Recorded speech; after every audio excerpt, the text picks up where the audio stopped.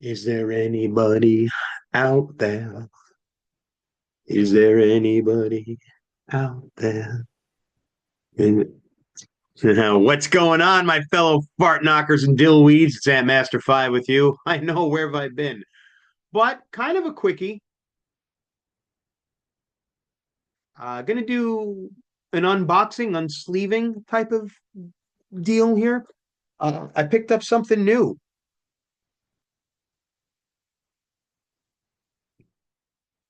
Pink Floyd The Wall on vinyl.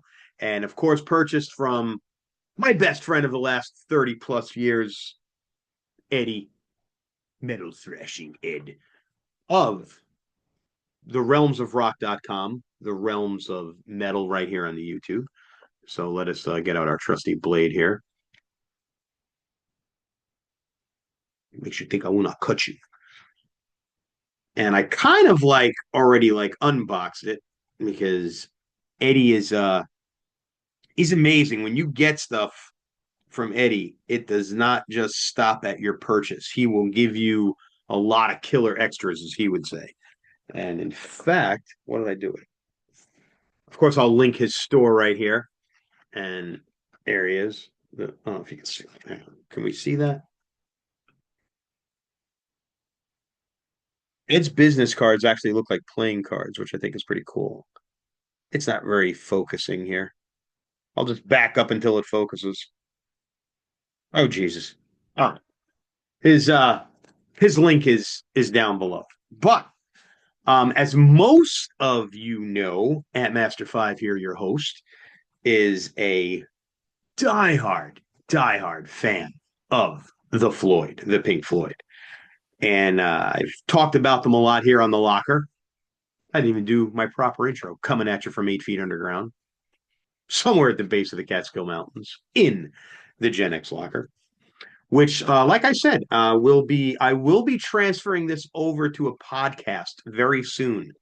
That way, I think it'll be a lot more user friendly instead of just seeing me here and because I mean, honestly, unless it's like something like this, I really don't do a lot of visuals for you kids, and I'm aware of that. So let's unsleeve the wall. I'm trying to unsleeve the wall. Oh my God. So I'll tell you a little bit about the wall. And most of this is going to be from memory because I am a diehard Pink Floyd fan. I mean, come on. I got the Division Bell up here. This is actually Dark Side of the Moon. Uh, Wish You Were Here is there. So I got Wish You Were Here. I got Dark Side of the Moon. I got the Division Bell heads. That was a gift from Eddie, actually. And can I just unsleeve the GD record? So the Wall is Pink Floyd's 11th studio album, and it was released on November 20th of 1979. It was produced by Bob Ezrin, as well as Gilmore and Waters as well. And it was released on, I never know the format here, Columbia CBS, CBS Columbia. And oh my God. I might actually just like leave the camera and throw this on the turntable right now. So this is I think it's going to be a gatefold. Oh my God, yes, it is. All of the artwork, all the artwork depicted right there. God, just a great record, great record. And lyric sheets. And there's two, count them. There's two vinyl records in here because obviously this is a lot of material. So, what can I tell you about the Wall besides that I've been wanting it in my collection for the longest time in my vinyl collection because I have recently been replenishing my vinyl collection. So, like I said, it was released in the late fall of 1979, and they began to tour on it in the beginning of 1980. I believe February of 1980 they kicked off their tour in California. Now, The Wall is basically the last album that you will see the Floyd as a quartet. So Roger Waters on vocals and bass, David Gilmour, David Gilmour on lead guitar, rhythm guitar, and guitar, all guitar work, as well as vocals. Nick Mason on drums, and the late great Richard Wright on keyboards. Um, what a lot of music historians might or might not know is that their next studio album, The Final Cut, which came out a couple years later, did not have Richard Wright on it. And this album started a slew of turmoil in the band, probably because of the tour and how pathetically stupid it was. But Richard Wright subsequently left the band. He did come back when David Gilmour started the legal uh, proceedings to regain the name Pink Floyd. I believe that was around 1986, 1985, 1986. And then he came out with a momentary lapse of reason with Rick and Nick at his side, but no Roger Waters at that point. So The Wall is basically a rock opera. And what that means is it's boring as ever hell. Look, I'm a Floyd fan. I understand if you're not into Pink Floyd, and that's fine because I know they're a really hard, act to kind of try to follow. And yeah, they are an acquired taste to say the least. But what I will say about The Wall is that it was written from a perspective of Roger Waters, kind of did two things going on here. It is a rock opera, so it's basically a story, not so much a concept album, but a rock opera, kind of like Tommy. So it's a story of this guy who, excuse me, I'm still getting over a head cold. Story of this guy that he made up a fictitious character called Pink, kind of tongue in cheek and playing on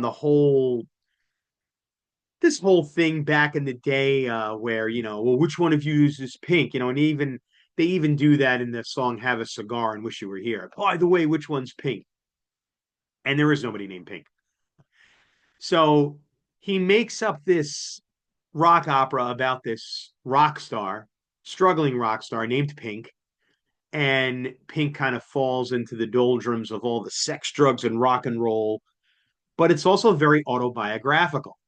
And the album is written from Roger Waters' perspective, but it's also written almost kind of about their former lead singer and bandmate, Sid Barrett, and how he just fell into the whole pit of drugs and alcohol and the insane lament because he did kind of let's face it, Sid kind of went batshit. And The Wall is kind of written from that perspective, but also written from Roger's perspective of, I don't want to be a rock star anymore, which your host, at Master Five, just knows. I just hate that. But, artists do it all the time. And look, I get it, but I don't get it. If you don't want to be a rock star, where's my pen? Why'd you sign the contract? They've all done it. Kurt Cobain's done it, rest his soul, but they've all done it. And then they get mad at the fans. Why are you here? Why are you buying my albums? Leave. Go do something else. I'm sure that you could, find a great entry level position in paralegal or accounting. But nevertheless, Roger wrote this rock opera about this character named Pink, and then basing it from his own trials and tribulations growing up in England, fatherless, because Roger Waters lost his dad at the Battle of Anzio. And the album definitely touches base on that a lot. Um, a lot. And then even the next studio album, The Final Cut, is basically, for a lack of a better term, it's basically The Wall Part 3. And how Roger talks about what it was like losing his dad, and then the all of the soldiers that came back from the United Kingdom, and after World War II ended, and all of the backlash that they met by society and the public and everything else. So that's basically what the album is about from beginning to end. Roger Waters definitely took it one step further, and he wanted to do a movie. So a lot of you might remember the the movie Pink Floyd The Wall and what it was, and it's out there. The movie was released in July of '82, and it starred Bob Geldof and really no other actors, with the exception of Bob Hoskins. And you may remember him from some '80s films like Who Framed Roger Rabbit. He was also in Mermaids with Cher. So yeah, so he shows up in this, which is one of his earlier roles. Just a strange, strange film. Basically, in layman's terms, it's a giant music video to coincide with the album. Did I care for it? No. Did I watch it? Yes.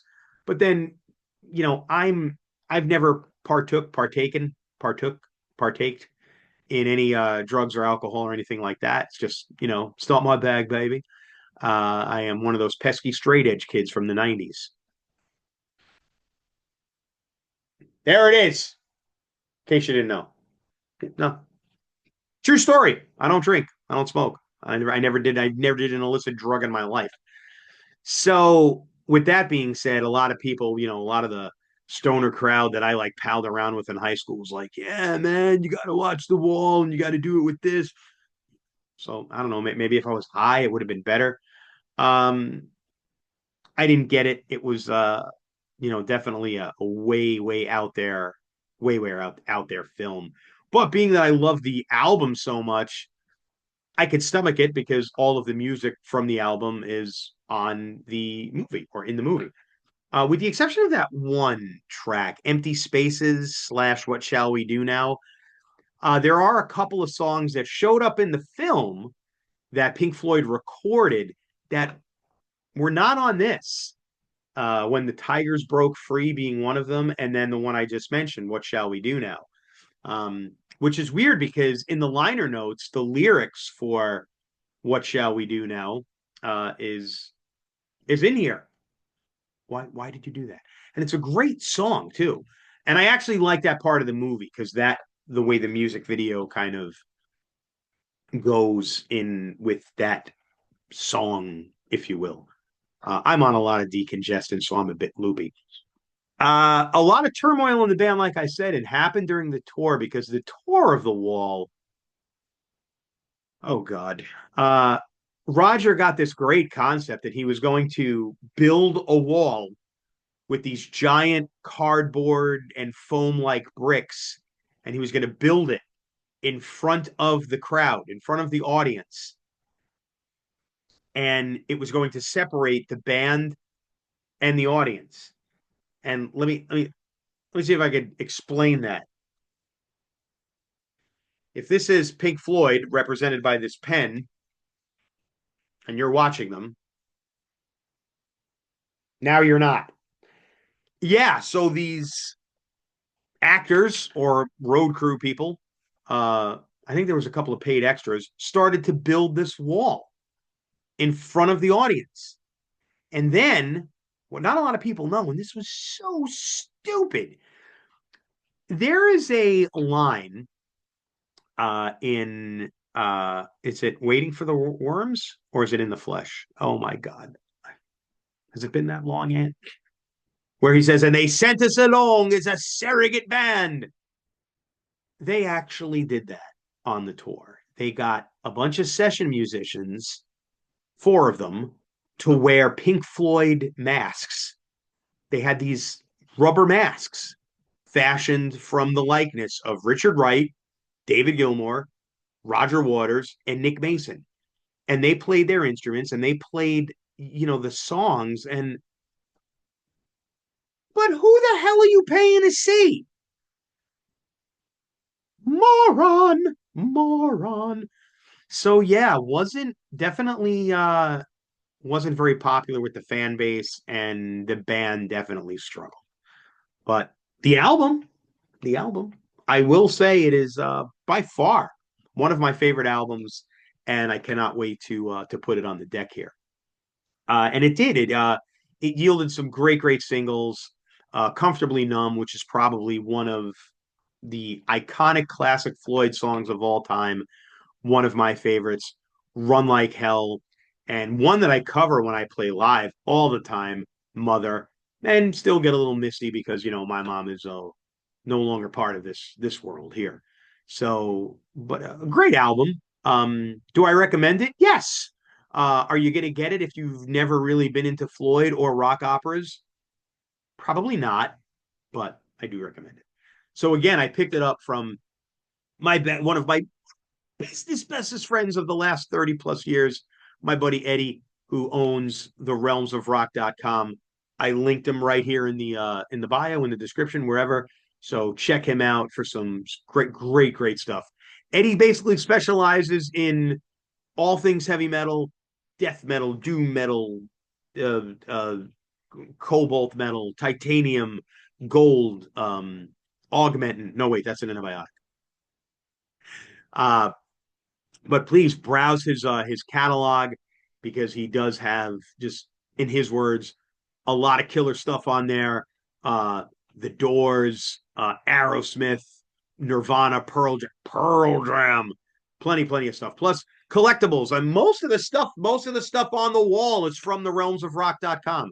So check him out, the realms of rock.com, and you can also subscribe to his YouTube channel, as I always plug him right here at the realms of metal. I'll be okay. So yeah, I'm actually looking forward to popping this one on the turntable right now. But keep it here, kids. As always, you can always email me at the genxlocker at outlook.com. Leave me a comment here, leave me a like. And yeah, man, we're going to be doing some stuff coming into 2025. Like I said, going to transfer it over to a podcast, but do not fret. This camera, as well as this camera, my phone, I'm going to be always making a short because I'm me and I do want to be seen. I'm not as bad as David Lee Roth, but let's face it. So yeah, keep it here, and we will catch you very soon. We don't edit here on the locker. Where the hell is the end button? It's over here. Peace.